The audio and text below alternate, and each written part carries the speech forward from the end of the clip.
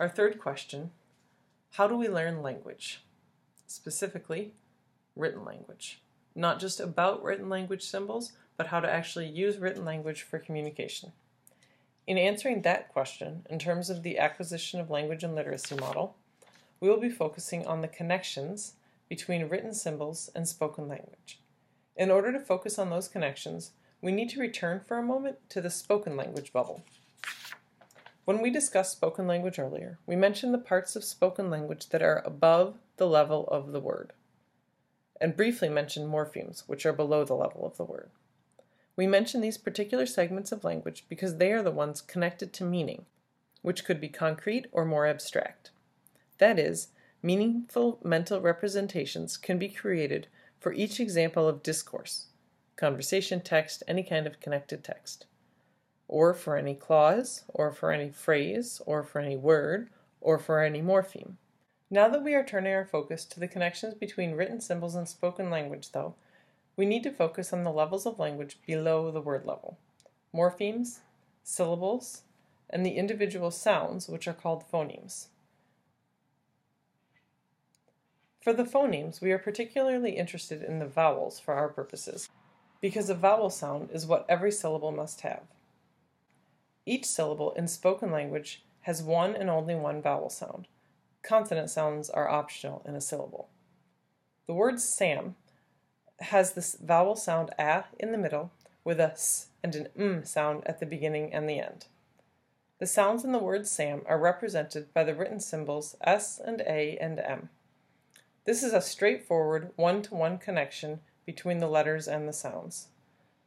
If all the words in English worked this way or very similarly, we would not need to discuss the syllable types. We could just leave it at letter sounds, and people wouldn't have difficulty knowing the link between written symbols and spoken language. However, we do not have that straightforward one-to-one connection in many words. The syllable types can help people understand more clearly the connection between symbols and sounds and read words accurately more easily the first time. Part of the reason for that is that in English we have 40 sounds. We use about 40 sounds to make all the words we say. We just combine them differently to make new words or phrases. The problem comes in that we only have 26 letters with which to represent those 40 sounds. The mismatch in these numbers is especially concentrated in the vowels.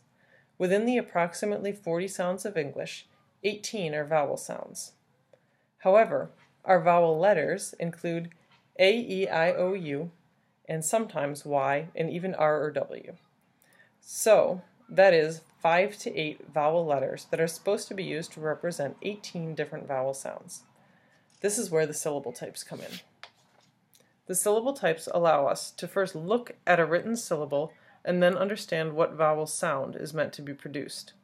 We will come back to that in a moment. First, you may be curious what the 18 vowel sounds in English are. Here you go. The long sounds are A, E, I, O, and U. Then there's a set that we call the short sounds: A, I, and These can vary across different dialects of English. I'm just giving you mine for the moment. Glossy R sounds are R, and or. Whiners, aw, ew, ow, oi. And finally schwa, which is a sound something like And now back to the syllable types. In the red written symbols bubble, the syllable types are shown as the patterns of written symbols discussed above, each with a vowel followed by some combination unlike the others. When a syllable looks like an open syllable, then the vowel sound should be long, or its name, the name of the vowel. Closed syllables make the vowel say its short sound.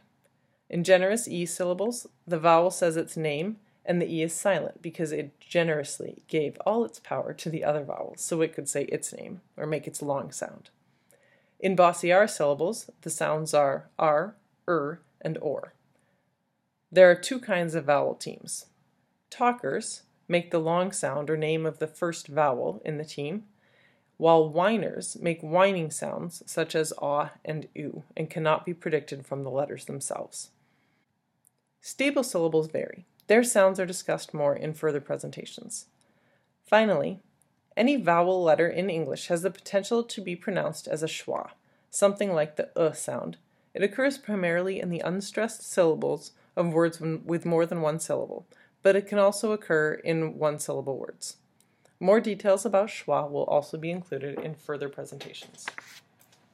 So, in summary, the syllable types are patterns of written syllables that can be identified just by looking at them, and then used to help determine which vowel sound to make while trying to decode words or get them off the page.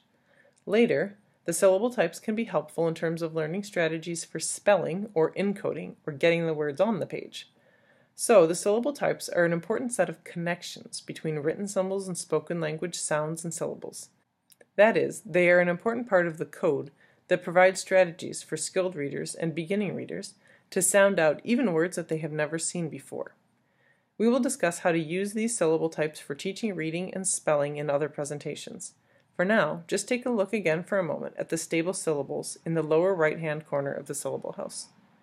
The important thing to remember about stable syllables for now is that they include suffixes. Teaching stable syllables to early elementary students can be a good way to bridge into teaching morphemes in general, that is, prefixes, suffixes, roots, compound words, contractions. So, notice that when we have talked about this code, the connections between written symbols and spoken language sounds, we have talked about the connections between written symbols and these lowest levels of spoken language, the sounds or phonemes, the syllables, and the morphemes, suffixes, prefixes, and so on. In English, knowing the code means understanding these connections in a way that allows you to get the words off the page even when the word is new to you. Skilled readers go through these levels of spoken language on their way up to discovering or recognizing what word they are reading, and they build up from the symbols, through the code at the levels of sounds, syllables, and morphemes, to the higher meaningful levels of phrases, sentences, whole stories, and so on, while they are reading.